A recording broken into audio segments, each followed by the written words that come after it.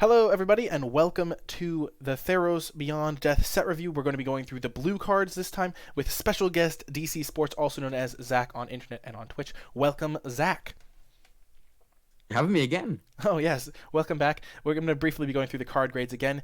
The A's, it's an A through F scale. A's are the best cards. They can bring you back when you're behind or completely crush your opponents and win you the game when you're ahead or at parity. The B's are the cards that actively pull you into their color. They're the cards that you're going to be hopefully taking picks 1 through 4. A lot of the time, they're your early picks. They're the cards that pull you down into a certain deck or archetype. The C's are the rock-solid cards of limited. They're the cards you're hopefully putting a majority of your cards in your deck are going to be C levels or above.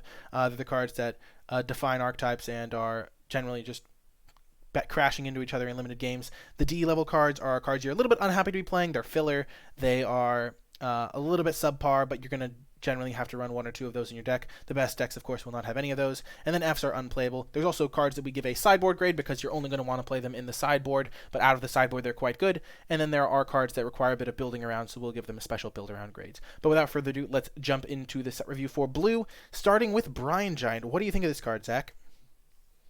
This card is a really nice build around. You can Goldfish to cast it on turn 4, but it's likely going to be maybe a 5 or 6 mana card with the enchantment cost reduction. It's a 5/6. It's a bit of a clunker. It's going to lock the game down. It's going to be a solid blocker and can attack for a big chunk of damage. I think this card is a solid C, to build around C+.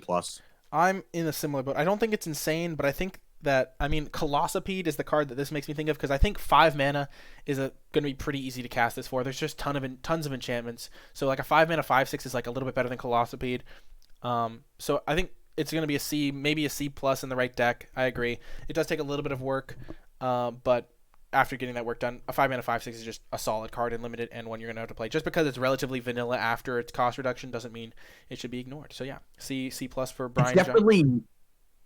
It's definitely not Gear Seeker Serpent from Kaladesh that had the similar cost reduction for artifacts in play, but had a way to end the game by making it unblockable. Yeah. This card is much worse than that. So just keep that in mind. You can't play too many of these in your deck though, maybe 2 maximum. Mm-hmm. But I'm sure there's some draft deck that you draft that has 5 of these and plays a bunch of 1 or 2 mana enchantments to just cast these super early and just attack your opponent.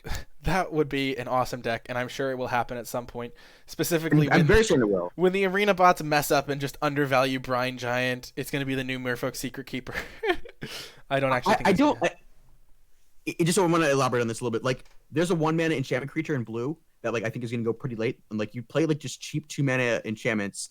I think this card could be one of the best blue commons, just because if the way that the draft format works out, where you can, just put a bunch of these in your deck and just have, it's going to be a high variance deck, but I think this card could be really powerful. Yeah, it excites me. It makes me think about deck building and drafting in a different way that excites that part of my brain. Yeah, it's always cool to have cost reduction mechanics that can make just games more fun and varied. Next up, we have... Well, not like Affinity, though. Yeah, it's not like Affinity, thank goodness. Affinity for enchantments. Next up, we have Chain to Memory. This card reminds me of Dazzling Lights from Guilds of Ravnica, which was a pretty solid card, and I think Chain of Memory is going to be about as good as that card was. So I think it's just a C. This card is a D-. This card, in a set that cares about enchantments, and there's not many spell stuff. There's stuff that cares about casting spells in your opponent's turn. I think this card is going to be very bad, and you'd rather have an enchantment-based removal spell or a bounce spell in your deck. I don't think you're going to play this very often. This card is very bad. Let me talk you up from D-, maybe to D+, hopefully. The thing with Chain to Memory is giving a creature -4, -0 when it's attacking just lets you gang block it. And Scry 2, Scry 2 is almost like draw a card in the late game. And in the early game, Scry 2 is similar. Scry 2 is worth some portion of a card. It's maybe worth 0.6 of a card or something like that. So the upside of killing their creature and scrying 2 is pretty good for only 1 mana. And it also fuels your cast stuff on the opponent's turn cards pretty effectively. And there's a lot of stuff to do at instant speed in blue. So having one of these in your deck, it's going to be hard for your opponent to play around it. So I think this card's going to be a C. Maybe I'll go down to C-, but I think it's going to be a solid card. Yeah, I'm still not sold. You're still not sold. You're still on D-. Okay, I did my best. When you get blown out by this card, you'll maybe see the truth. But or maybe I'll just never. It's the type of card that I never play, but that like I think is still relatively solid. Okay, so I'm gonna be C minus. You're gonna be D minus. Next we have Deny the Divine. What do you think of this card? The card is fine. It's a 3 mana counter creature or enchantment spell. It exiles, which is important in the set because of the escape mechanic. But it's just whatever. I think it's a C minus. Yeah, I'm gonna go with C minus as well. Just pretty standard grade. 3 mana counter spell. Yeah, pretty solid in like the right deck, but you don't really need too many of them either. What do we have next? We have Eidolon of Philosophy. It's a 1 mana 1/2. You pay 7 mana to draw 3 cards. You have to sacrifice it. This card is sacrifice. Yes. Reminiscent of Shorekeeper, which was 8 mana, but a 0/3 in Ixalan. I kind of like this card. It works well with the Brine Giant. Cast it early, cost reduction kind of thing. Late game, it sticks around, or you draw it late, sacrifice it, draw 3 cards immediately. I kind of like this card. It's a build around C minus, I think. What do you have to do to build around it? Do you need Brine Giants? Is that the build around? So you want Brine Giant, or you want to have like a lot of Constellation Matter stuff. Mm-hmm. So I think it's a cheap enchantment creature to trigger Constellation. So I kind of like this card. I think it's going to be a little better than it looks. One thing you want to keep in mind for folks, if you're playing this in your deck, and you have Constellation Payoffs, is maybe you just don't run it out on turn 1 if you have it. Exactly. Yep. That's just a big thing with this type of card, because you're like, oh, I have 1 blue mana. Maybe I should play my Eidolon of Philosophy. But if you're not going for like the Turbo Brine Giant, and you actually instead have a Constellation deck that maybe you get to... There's some Constellation cards that like put a counter on a creature when you play a Constellation, or they can like look at the top few cards of your deck and maybe draw you a card, or they can loot. Maybe saving your Eidolon of Philosophy until you can get some Constellation value is much better. You need to make that choice in the moment, of course, but a lot of the time I think it's going to be worth it to save it. So I think this card, just because it's a really cheap enchantment creature, and I think blue has a pretty decent amount of Constellation stuff, I'm going to give this card I'm going to give it a D+. I think you're going to play this card more than you think, and I think in the right deck it could even be in the C range, like a C, if you have the Brine Giant deck or things like that. But definitely don't sleep on this card, and it does take a little bit of getting used to playing. Next up, we've got Elite Instructor. 3 mana 2/2 that draws a card and discards a card. It's a filler card. Doesn't have any synergy with the set. I think this is a C minus, maybe a D+. I agree. I think it's a C minus, or I'm actually going to go to D+ as well. I don't think this card is. It doesn't have anything to do with enchantments. It doesn't really have anything to do with play stuff on your opponent's turn, which blue does a lot of. I think 3 mana 2/2 that loots is just not really worth it, and I'm going to go with D+ as well. It does help fuel escape, which can be somewhat relevant, but I just think 1 card in the graveyard is not really a great escape enabler, so I'm going to give this a D+ as well. Next we have... Agreed. Next we have... do you want to take a chance on saying what this card... Ichthyomorphosis. Ichthyomorphosis. Ichthyomorphosis, I agree. And Fishify. It's dead Fishify. Fishify. I like that. Dead Fishify. Dead Fishify. Okay, dead Fishify. Like Frogify, but Your dead fish. 3 mana, make it turn to frog, but on enchantment. This card is the blue removal spell. It's also it's a 0/1. It's a 0/1 instead of a 1/1, which is a little bit relevant. Which is like, it loses all abilities, so... I think this card is going to be a C+ in the set, because it's an enchantment, so there's stuff that cares about that. It's an aura, so there's stuff that cares about that, like the Heliod's Pilgrim. It's also making something into a 0/1 is much different than making it into a 1/1. You're probably willing to pay the extra mana for that a lot of the time. And also, blue just doesn't get removal spells, so this is going to be blue's like, I have to kill your 4/4 with a good ability. I'll make it into a dead fish. So I think this card's going to be a C+, because in the right deck it has much more relevant stuff than just its ability, because there's enchantment matter stuff. But I think there's definitely a lot of downside as well with fish, with dead fish. Next up, it's C minus. So next up we've got Memory Drain. It's a 2 blue counterspell, scry 2. It's your traditional 4 mana counterspell in limited. It's a C minus. I think it's going to be a little bit. I think in sealed you'll play it, but in draft there's just better counter type stuff or tricksy things to do. So I think I'm going to give it a D. But if you do have a couple copies of a card we'll get you later that makes cards you cast, like instant cards you cast on your opponent's turn. Literally the next card. Oh, the next card. Well, let's just get to it then. Naiad of Hidden Coves. If you do have Naiad of Hidden Coves, it makes your 4 mana counterspell into a 3 mana counterspell. So I think that's a lot better. What do you think of Naiad of Hidden Coves? Night of Hidden Codes is the most important card to the blue-red cast spells in your opponent's turn deck, which a lot of the blue and red commons and uncommons say cast on your opponent's turn. Making everything cost one less, making this counterspell into a dissolve which is a one blue counter to scry two, or it's only scry one, but this is scry two, makes that card so much more reasonable rate. I like this card a lot. I think this is a build around C plus, maybe like I'm gonna give it a B minus, baby. It's a B minus. You want every copy. I'm surprised this card isn't an uncommon. Yeah, this is an uncommon level card for that kind of archetype. Making your spells cheaper on your opponent's turn is really huge. I like this card a lot. Yeah, making it, and it's an enchantment creature as well. Yeah, exactly. It's an enchantment creature. It's a 3-mana 2/3, which is like already like it doesn't need that much more to be good. When it's like 3-mana 2/3 is not great stats, but it's solid stats. And then it makes all of your stuff one less to cast, which is just so good when because there's a lot of cards. There's a lot of instant speed things you can do on your opponent's turn in this set. Even outside of blue red, there's a lot of flash cards. There's a lot of cards that are castable on your opponent's turn, and then it stacks in multiples really like pretty well. So if you have 2 of these in play, you have straight up counterspell with your counter magic. I think if you have you'll take these pretty highly because they can facilitate a lot of stuff. So if you have like 3 copies of this in your deck, any instant, even if it's relatively expensive and clunky, it gets so much better. So I think this is a B minus. You'll take this early, and it's one of the best blue commons. Next up, we have Nyxborn Seaguard, another card in this cycle of vanilla creatures that are enchantment creatures. What do you think? C minus? I'm gonna go C. C minus, D plus. Don't want this. C minus. Actually, I'm just gonna go D plus. It's just there's so much better stuff you can do this better than this that just not worth it. Okay, now back to good cards. Omen of the Sea. I think. What are your thoughts?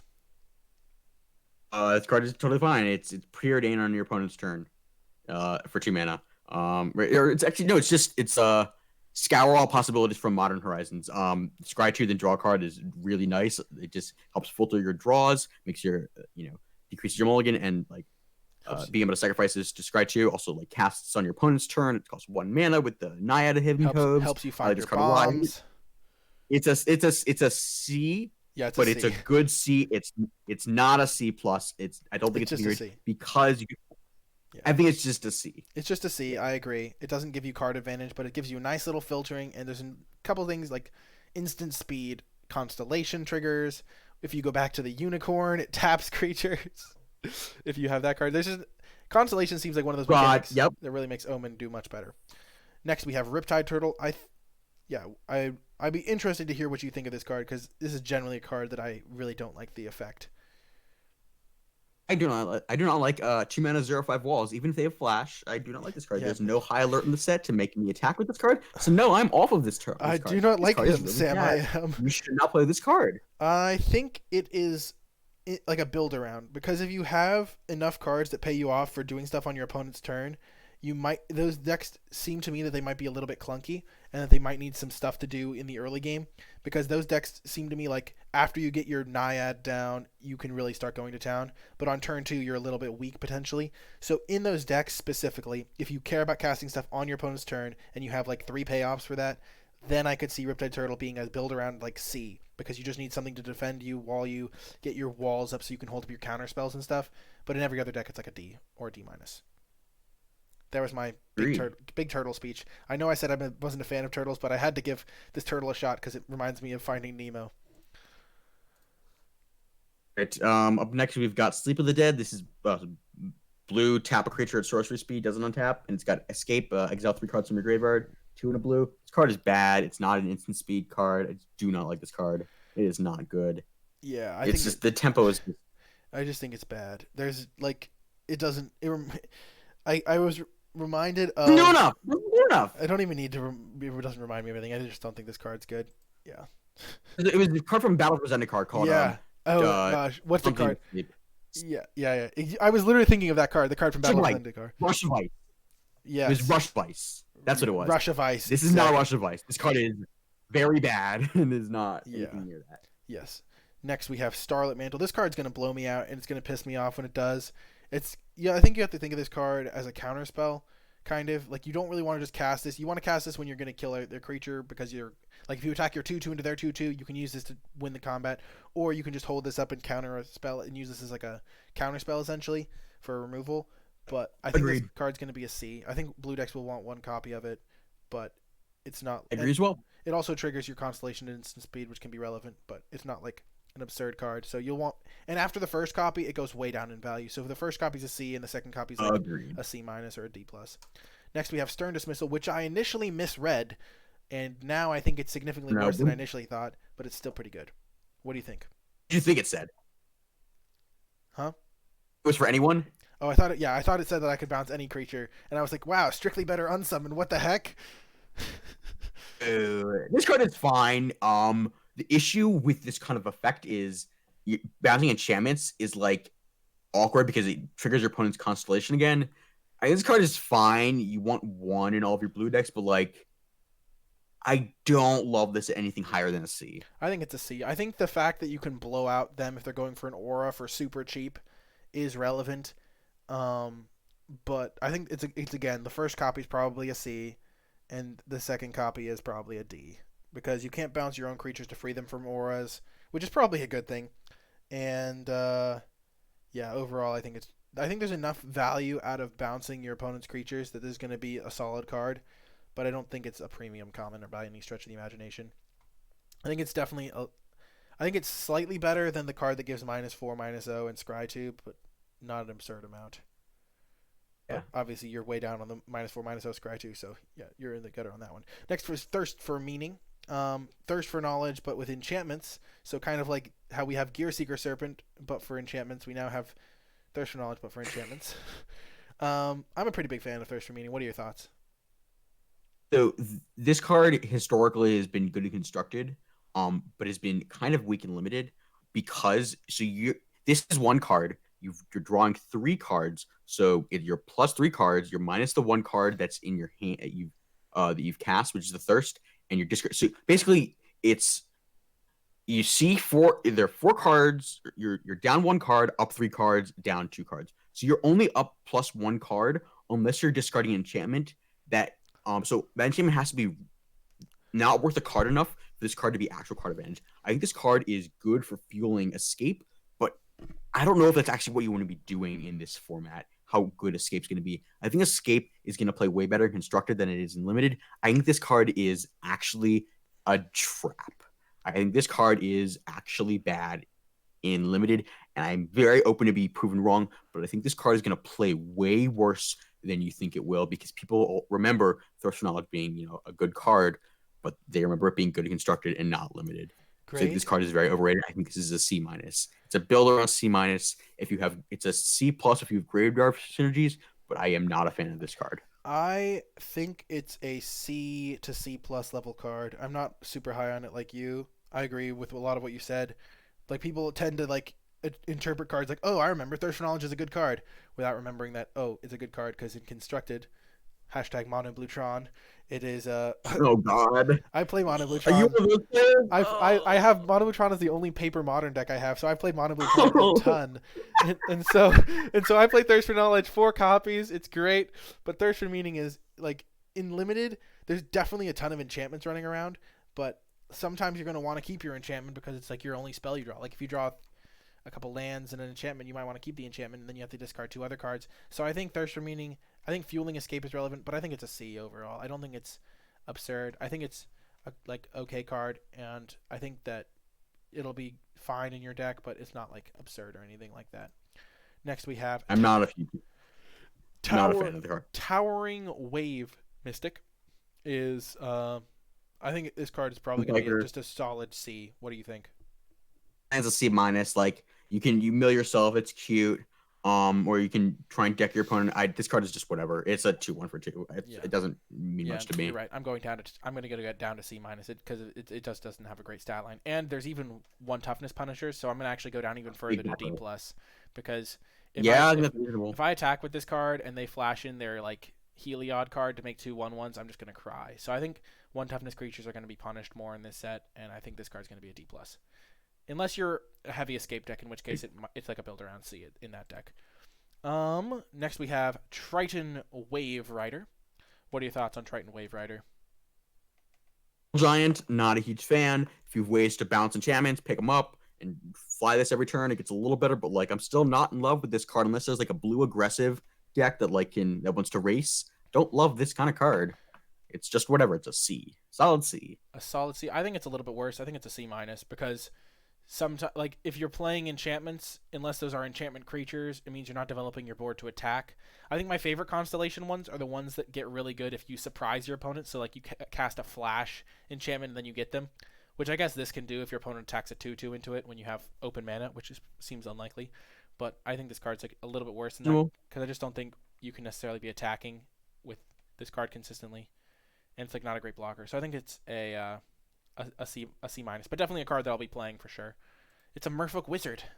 I don't know why I had to say. Oh my gosh, I never saw the artwork on this card, and it's amazing. Vexing Gull is the next card. Other than the artwork, I think it's definitely a C or a C plus in the right deck. But I think it's gonna be. I think you pick it as a C unless you already have like a deck that cares about playing at instant speed, and then it's a C plus. Hashtag Team Windrake is unplayable. This card is a C minus. Moving on. That's a team? Windrake is unplayable? Wait, yes. You think Windrake is it's unplayable? Just me. I think it's just me. It's just you. Okay. On the next card, which is the traditional blue common 5-mana 3/4 flyer that we've had in every single set in the past 2 years. Wait, really? With a new twist, it's an enchantment creature and has 3 and a blue scry 1. What was it in Eldraine? This card is what? Was this card in Eldraine? It wasn't in Eldraine? There was no, I mean, was there a 5-mana 3/4 blue flyer in Eldraine? Maybe there wasn't. And was there one in M20? No, there was. It was a 2/4. It was a 2/4. But it was. There's a. Oh my gosh! But it's a steel. Yeah, it was the Steel Claw Griffin. Unplayable thing. Because it was like a 2/4, but it could be a 4/4. Yeah. Okay, there was. That was so bad. I was like, I thought of that. I was like, there wasn't one in Eldraine, and then there actually was. I never played it. That's why. Yeah, I know. I never played it. I played against it like once, but yeah, I think this card's okay, not great. C minus, D plus, probably C minus. I'm gonna go C minus or C. Actually, I'm gonna go C. I'm gonna give Witness Tomorrow's a C. Like, it's a 5-mana 3/4. It's an enchantment creature. It's flying, solid stats. Its activated ability is garbage, but you don't really need to use that. I'm gonna give it a C. What did you give it? All right. Yeah, I agree with C as well. I give it a C as well. Awesome. So the commons in blue were not anything special, really. Moving on. I mean, we didn't have anything really in the B range except the Naiad. But yeah, moving on to the uncommons. We start things off with Elerios Enraptured. I love this card. I think the flavor is amazing. This card, pretty. I think it's a B minus. What do you think? This is a 2. It's a 2/3 that comes in tapped. Makes a 3/2. It doesn't untap. If you control that 3/2. And then when you lose the 3/2, you can untap it. Maybe it's just a B. The flavor in the art is just excellent. This is a B. I like how it's. If you have a way to just untap us normally, like. Yeah. Oh, it's a great story. They went deep on this too. But it's the story of Narcissus. Yes, exactly. Yep. Yeah. It's like it's even cool because like Elerios is a 2/3 and the Reflection is a 3/2, so they're like mirrors of each other. Oh. It's like so good. This is an A plus on A top plus flavor, yeah. Flavor A plus playing B. Just like imagine a 3-mana 2/3 that dies into a 3/2. Like that's just a good card, and it's great. Yeah, I'm gonna give it a B. Next we have Calafe or Calaf, probably Calafe. Oh, Calafe because you emphasize the first syllable. Beloved of the Sea. I think this card is gonna be a B minus. Like just. I think the tax on targeting it is just a whatever. It's gonna come up in limited, maybe. It's gonna be a little annoying. This card is very solid, though. I think it's a C plus. Yeah, and keep in mind all these things are enchantment creatures if you're playing with these cards, because it does have a lot of text, because it's a legendary enchantment creature demigod on that type line. But keep in mind it is an enchantment. So, yeah, for all of your revoke freedoms and stuff. Next we have revoke existences, and also for your payoffs. Glimpse of Freedom is next. Instant speed card draw, but only draws 1 card, so it's a cantrip, and then you can exile 5 cards to draw a card. I am off it. I think this is a D or a D minus, or maybe even just Yeah, not interested in this card. Yeah, even if you have like payoffs for casting spells on your opponent's turn, you kind of want to cast cards that actually do stuff. So I think this is worse than the turtle, to be quite honest. And Probably. so I think that this will go in some decks, like with some of the big payoffs in the blue. Like there's a blue rare that when you cast spells on your opponent's turn, you draw cards. Like maybe you throw it in that deck when you have that payoff rare, but like Yeah, yeah, I I'm think it. not a fan. I think this is a D plus. Yeah, it reminds me of Think Twice. 5 cards is so many. 5 cards is so many. Like, 5 is so many. if you've ever had to count cards in your graveyard, you realize how many cards 5 is. Because a lot of sets you don't have to count, but then there's like certain sets where you play and you're like, oh, there's Delve in this set. I'm gonna see how many cards I have in my graveyard. Or oh, there's Delirium in this set. I'm gonna see how many cards I have. It's just like so hard to get 5 cards. Yeah, I agree. I think this card is gonna be a D. I'm just gonna straight up, yeah. Okay, and then next we have Metamize Prophecy. This is maybe one of the weirdest. It's like a top down, but like not really a top down, and then it's like super complicated. I would be interested to hear what you think of this card. So the way this card plays out is you cast it on turn 2, you scry 2. Turn 3, you choose a card name, you choose the 4-drop in your hand. It tells your opponent what you're going to be casting the next turn. And then turn 3, you cast that 4-drop and you Turn 4, draw you the 2 cast. cards. Turn And 4, you cast the 4-drop. yeah, you're basically you're telegraphing your play for turn 4. I don't love it's And all for a it locks 2-mana you into your divination. play. This is a weird card to evaluate. I think it's a C, but I really need to play with this to see how this feels. Yeah. Also, it's like since you want to cast this on turn 2, it's not like a situation where you can get Constellation super effectively because you have to like wait. Like you want to cast this as early as possible, so you're not gonna wait. I think this card is bad. I think it's in the D range, like maybe a D plus. The fourth chapter doing literally nothing. And the second just feels so bad. And the second chapter doing literally nothing. Like I'm just The second imagining chapter is actually down, is a detriment because you're telling your opponent what you're going to cast your next turn, so you guarantee drawing those 2 cards. Like I think also, and then that helps shape their decisions for what they play. So like I do not like the play pattern that this card encourages, and I think you're going to lose more games that you are drawing the 2 cards because you've telegraphed what you're playing. well, it's not. I don't think it's that bad, but like I think this card's a D because imagine drawing this on turn 5, and then you're like, oh, on turn 9 I can draw 2 cards. That's great. And also, you can't even necessarily draw 2 cards because by turn 9, maybe you only have 1 card in your hand, which means on turn 8, you don't get to play anything because you're like, okay, I have this 1 spell. I'm not going to do anything on this turn because I have to wait. And yeah, I just think this card's a D. I don't think it's very good. It's just such a weird card, though. Real bizarre. Like, you think Scry 2 Divination for 2 mana would be great, but I just don't think it is. I think it's a D. Moving on, we have One with the Stars. We've got one with a. This is a mystery booster card. No, it turns it turns a creature or an enchantment into just an enchantment that sits on the battlefield doing nothing. Yeah, so it basically can't attack anymore. So it's 4-mana removal spell in blue. I think this card is probably worse than the dead Fishify that we saw earlier. It's better. This is basically imprisoned in the moon. You think this card's better than that? It loses. It's an enchantment. It can't attack a. It's So not a creature anymore. Oh, I know, but it can't. I know, but it can't attack a blocker anymore. But it still has all the same downsides. Like if they, I guess they can't bounce it to their hand with a creature. Oh, they can't. Oh no, they can't bounce their own creatures with bounce spells. But oh yeah, you're right. I think this is a little bit better. I think it's a C plus, maybe a B minus. I think it's a C plus as well. Yeah. Yeah, C plus. Possibly. 4-mana removal spell, C plus. Sage of Mysteries. Oh my gosh, it's a small child. I'm really worried when I see this. That's not a small. I think that whatever. That's not a small child. Okay, it's not a small child. My initial thought was, and then they're just whatever. so depressed. I see destruction, suffering, and one tormented glimmer of hope. That is a terrible vision. Because They're an angsty team. Is it Phyrexian oil or is it like?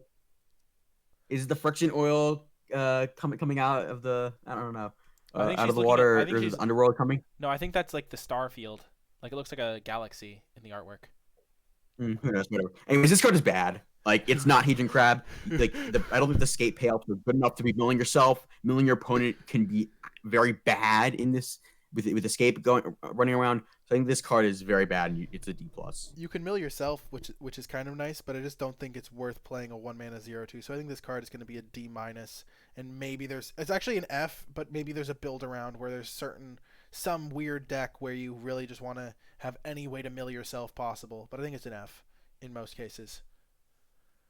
It's not even an enchantment creature itself. Next we have Sea God's Scorn. This is a card type that I historically never play. Like I think it's not good. I think it's probably a D plus, but I just don't see my blue decks playing out in a way where this is good. What do you think? I think this card is interesting. It's a variant on Sea God's Revenge. Sea God's Revenge couldn't bounce your own stuff, so like bouncing your own creatures could be a thing. But I think you have to be at parity or ahead for this card to be very good. Yeah, what do you grade it? I think it's a C minus. It's gonna fluctuate as the format plays out. Yeah, I'm gonna give it a D plus. You're gonna have C minus. Pretty similar grade there. Shimmering Chimera, however, is going to be in the B range for me. I think this card is just a straight up B, maybe even a B plus. This card is fantastic. There's so many. I love this card so much. It's so good. Man. There's like so many like enchantments that get like recursive value. So like any of the omens, you can just go off with them. There's a lot of cards with Constellation. Triggering Constellation every turn. Oh god, this card it's fragile, but holy crap, is this one of the most powerful build arounds in the set? Yeah. Like there was a card in Journey to Nyx that was a 3 mana 3/4 that bounced an enchantment every turn, but this one's a May, so you can choose whether to do it or not. I think this card is absurdly good. I love this card so much. I'm gonna first pick this and build around it every time. I think this is a build around B plus. Yes. This card is so powerful. Heck yes, the B plus boys. We're here. Finally. We're finally giving I feel like blue has been like not in the B range very much, but we're finally there. I guess we haven't gotten to the rares yet. Next up we have Shoal Kraken, another Constellation Payoff, and this one lets you loot. I think this card's pretty good. I'm gonna give this a C plus. It's not gonna be a B minus just because. Why isn't this an enchantment? Why isn't it? Because this should be an enchantment. Come on. Why? This should loot on itself. No, because it really should. No, because the Kraken. Krakens aren't enchantments, obviously. Oh. No, I'm just kidding. There's no. I see. There's no reason it couldn't be an enchantment Kraken. Okay. I just wanted to say something completely arbitrary. This card is it's a build around C plus. I think. Yeah, I think it's a C plus. I think they made a conscious effort not to make constellation creatures also enchantment creatures. I think they said that because I think it's kind of makes it a little bit more awkward for constructed reasons or something like that. Because then you just end up playing. Then the cards stack in really weird ways and things like that. And I think that they consciously made enchantment creature. I don't think any of the constellation creatures are enchantments. I think that's something they did. But I'd have to double check that. But that's what someone told me initially. But yeah, I'm gonna give this a C plus. You are as well. Next we have Stinging Lionfish. This is one of my favorite cards because a lionfish is actually a fish in real life, and it stings and it's like deadly. And this is actually kind of what it looks like. So I think that's kind of cool that they actually just. This card is very solid. Yeah, this card is great. I'm gonna give this fragile as heck. It's fragile though, which I think really I'm gonna give this a C plus. I'm gonna give it a B minus because of its fragility. I believe in the Stinging Lionfish. I think that it's gonna be like really irritating because it's gonna let you essentially use your flash spells as removal or pseudo removal for like temporary gain. So like you play your Lionfish, then on turn 3 you play the Winddrake, #Windrakes are playable, and then you play the Winddrake, you tap down their biggest threat. Later in the game, maybe you play a card draw spell on their turn to tap down their 5/5, that type of thing. And it's already on a 2-mana 2/1, and it's an enchantment creature, so I think it's a B minus. I've made my compelling argument. Next we have Sweet Oblivion. What do you think of this? I think this card's also bad. Yes, I think it's an F. Actually, maybe not an F. Maybe a D. Yeah. A D minus. There might be some fringe cases. I think it might be the blue rare. Yeah, I think it might be a sideboard card. You have the blue rare that like you win the game. Yeah, it might be a sideboard card as well for certain cases where your opponent is going super deep on milling themselves, and then you bring this in, mill them, flash it back, mill them for 8 in 1 turn and win. But I think it's mostly an F. Okie doke. Moving on, we have Threnody Singer. There's just so many flash cards in blue. It's going to be really... I think it might be a little bit irritating to play against blue decks sometimes. But Threnody Singer, it is a flash flyer. It's very good. Makes things difficult on the opponent. Are we willing to go into the B range for this card though? I think it's a C plus still. Like Yeah. Fairy Duel is a C. Yeah, I Yeah. think this card is just a C I'm gonna give this a C plus. plus. I agree. 2 mana 1/3 flyer is pretty solid though. I mean that's just generally decent stats and it's got a good That's ability. fine. Yeah. I think the fact that you don't really it's got some tension of wanting to play it on turn 2 versus wanting to save its ability, and I think you generally are going to wait until you can get a good ability, unless you have an aura to put on it that'll get you more value over the long term.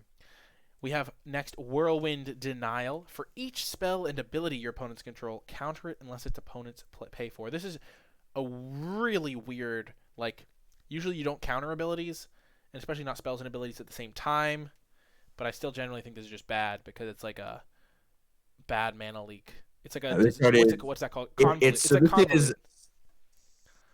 Slightly It's convolute plus stifle. So is it stifle? It counters Hydro Crisis. Oh, it also counters, stifles, yeah. It counters triggered abilities too. Yep, and activated. Yep. Oh. So it's stifle. It counters Hydro Crisis is the joke. In standard, it counters Crisis. It counters both parts of Crisis. Okay, that's actually really interesting. I didn't really think about the triggered ability part. So I guess this is a constructed card. Yeah. It also counters Storm in constructed, but yeah, I don't think you really want to play this in limited. Yep. I think it's a D. Well, you have Mind Break Trap for that. Yeah, this is I think it's a C minus. It's a convolute. It's fine. Okay, yeah, I'll give it a C minus. I agree. Okay, moving on to the rare section. Hooray! Shock's Erasure is a 4-mana flash spell queller effect, but it's Ixalan's Binding too, so they can't cast the spell with the same name as the exile card. Not going to come up in limited. When the enchantment leaves the battlefield, they return the exiled card to their hand. This card is quite bad for limited. It's a 4-mana temporary counterspell that if they're moving, it's bad. Brief aside on it not coming up in limited. I once had a deck with 5 Colossal Dreadmaws, and my opponent Ixalan Binding one of them, and I could no longer win. So that effect can come up. And why did I have 5 Colossal Dreadmaws, you might ask? I think it was because I was a ramp deck and I just had no other. I just didn't get any other top end. I just needed a bunch of expensive cards. But basically, I got owned by Ixalan's Binding. But so the effect can come up and be really minorly annoying. I actually hate that effect in limited because it's just like stupid upside for constructed that just happens to hose you in limited. It really is irritating. I think this card is generally going to be like probably. I would put this in the same vein as the what's the counterspell Scry 2? I think it's a little bit worse than that, but like you can still sometimes play it. So I'd probably give this a D in limited. Like it does... Also one note, this card does work with the White Flicker spell. So you put this on the stack, target the spell, blink the erasure, and it exiles the spell permanently. Okay, but isn't the spell already kind of exiled permanently unless they like kill Ashiok's erasure? So you just kind of It's the old effect that it's the old template. Banisher Okay. Priest. Okay. Yeah. Anyways, whatever. The old templating. Next so up you we can got one yourself. Okay, perfect. What's next? Well, no. It exiles it permanently, but whatever. Yeah. Moving on to one of the best rares in the set. Nadir Kraken. Whenever you draw a card, you can pay 1. If you do, put a counter on it and make a 1/1 blue tentacle creature token. It's a 3-mana 2/3. Costs 1 blue. This card is dumb as heck. It's gonna spiral out of control. It reminds me of Krenko from War of the Spark. This card is an A. An A. I agree. I think this is an A as well. Is there ever a situation where you wouldn't pay the 1? Like, also this triggers, like, imagine if you play, like, it isn't just the first card you draw each turn. Like, usually this would say if you draw a card other than the first card you draw each turn, or if you draw, like, once per turn, you can do this, but you can just every time you draw. So, like, you draw a card on your turn, you make it bigger. You play your Omen, you make it bigger. You play your Thirst for Meaning. You thirst for meaning. You draw 3 cards, make 3 1/1s and 3 counters. This card is disgusting. This card's an A. I agree. This card is going to be really irritating to play against. If you don't kill it immediately, it's going to be a problem. And then if you can kill it. It is a little bit vulnerable at the beginning, but eventually it just becomes unbeatable. So yeah, I think it's an A. Next we have Protean Thaumaturge. Wait, Thaumaturge. Thaumaturge, whatever that is. I like the artwork on it. Its sword looks like something out of a video game. It's like looks like a really fake like Lego sword. It's cloning the god in the picture. Oh my gosh, that's so true. Oh goodness, I didn't even realize So that. so Basically, it's a a copier. constellation trigger clone. Yeah, its card is fragile. It will gain the power and toughness of the copied target creature. But I think this card is interesting build around. I think it's a build around C plus though. I think it's gonna be a B, or I think it's gonna be a B in limited. It doesn't have. Oh yeah, Power level depends. I don't think it. I think Its it. power level depends on the how good the other creatures are I also like, in but play in your like deck. a 2 drop that is a lot of the time going to be the best creature on the board just has to be like a B, right? Because there's a ton of enchantments running around, so you can just copy stuff that you have, stuff your opponent has, and it like you can change it throughout the game.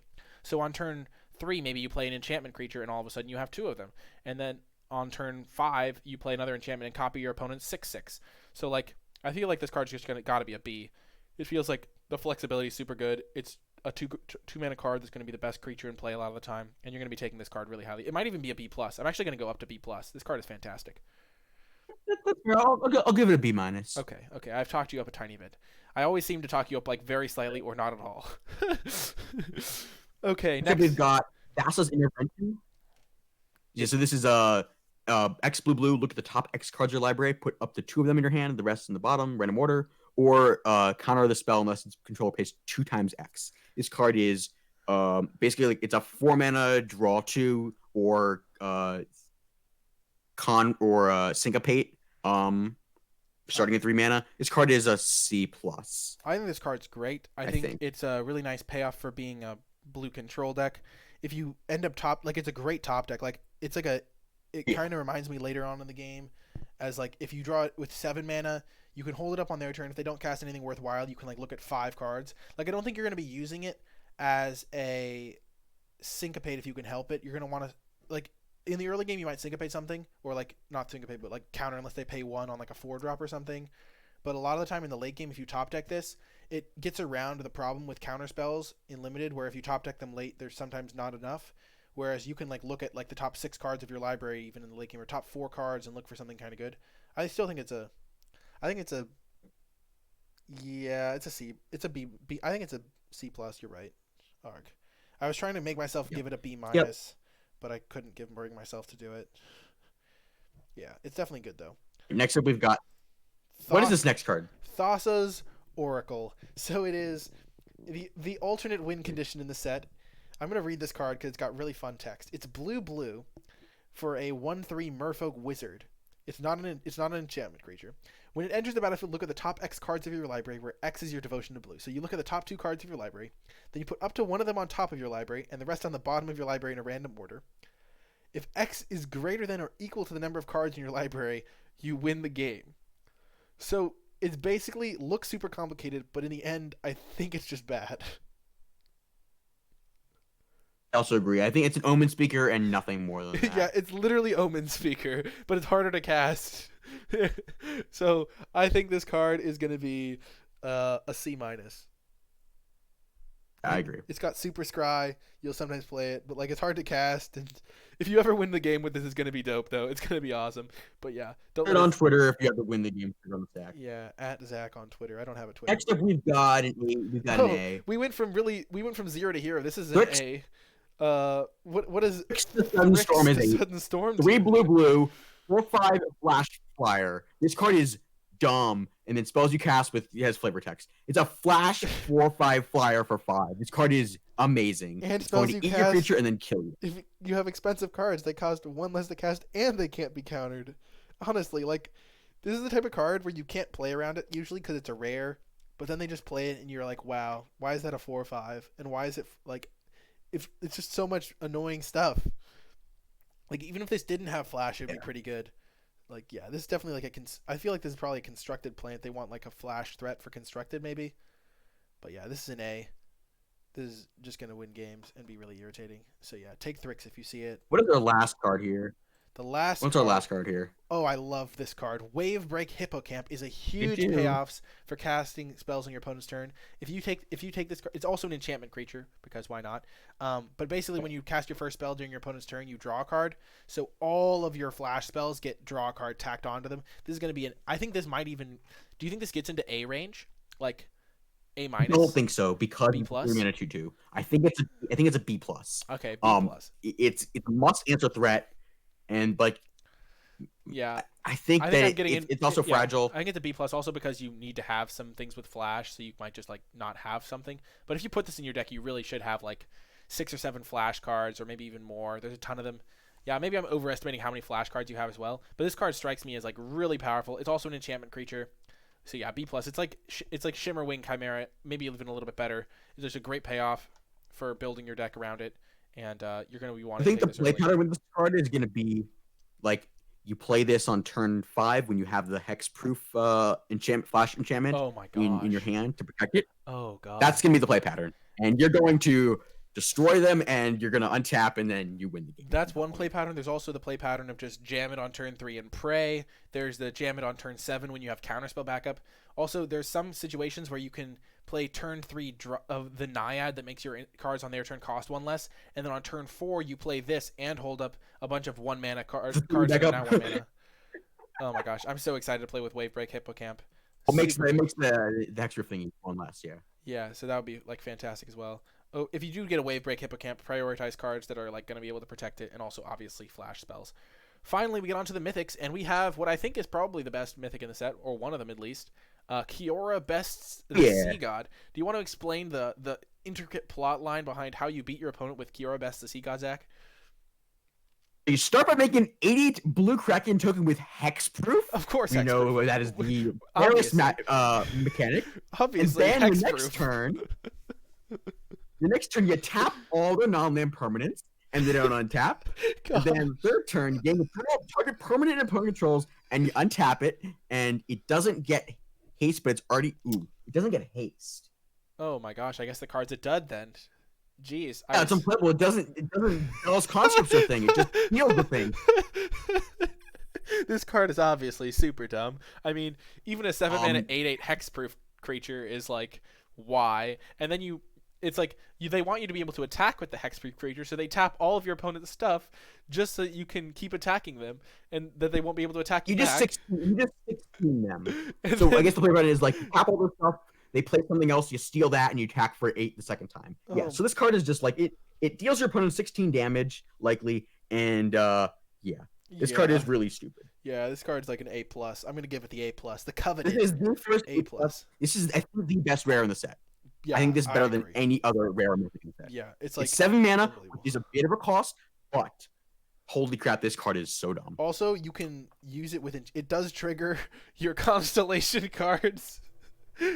And Yeah, there are whatever. some cards that let you like flicker enchantments. So if you pair this with like the 1 and a white flicker an enchantment or a creature, you can get another 8/8 hexproof creature. If you are trying to flicker a Saga, what you do is you wait for the third ability to go on the stack, and you don't like in response to the trigger. That's when you flicker it, and then you get the third ability, and then you get another 8/8 token. But yeah, this card is disgusting. Imagine this with the Shimmering. You just get 8/8 every turn. Pretty great. Shimmering? The Yes, 3 true. Shimmering. Yep. Yeah. You might not Yeah. even want to do that though, because tapping all their stuff is pretty appealing. And yeah, Yeah. but pretty great. All right. But next, A our plus. final card, Thassa Deep Dwelling. Not quite as good as the previous option. How Kiora beat Thassa. Or previous Thassa. Yeah. This card is, I think it's So okay. I mean, I think it's pretty good. Like, it's so it's it has an activated ability of 3 and a blue to tap something, tap and then another target creature, and at the beginning of your end step, exile up to one of the target creature you control, then return to the battlefield under your control. which So it re-triggers your ETB effects. So and it looking can at free things from just like auras. It can free things from like certain yes, auras. I feel like this card is in this like probably like also it can become a 6/5 beater if you get enough blue stuff in play. But that's a little bit harder to like facilitate. I think it's worse than the Heliod was. I think I think it's a C plus, I think maybe it's a B minus. I think it's a C plus, and it can go into the B range if you have enough enters to battlefield effects. But that doesn't really seem to be what blue cards care about. They don't really seem to care about being. I would like to curve Aliros Enraptured into Thassa and make a 3/2 every turn. Yeah, that seems really good. The reflection Yeah, creature. yeah, yeah. I wouldn't do that. I Yeah, so I think it's a C plus. I think it's a C plus. I think also the problem with the tap ability is it doesn't really work well with the cast cards on your opponent's turn thing as much because you would like to tap them before combat, which means you Yeah. can't counter their stuff because they'll just cast their spells then. I don't know. It's still a good card because it can like, and the fact that it can sometimes be a 6/5 indestructible creature is nice, and it triggers Constellation. But I think it's nothing more. I think it's a C plus, and you'll definitely take it early and try to build. Like if you open this in pack one, you'll try to build around it too. But I don't think it's like absurd For or sure. anything. But yeah, C plus for Thassa Deep Dwelling, and that is going to do it for the blue section of the set review. Thanks for staying with us, and I hope you enjoyed it. And I'll see you in the next section.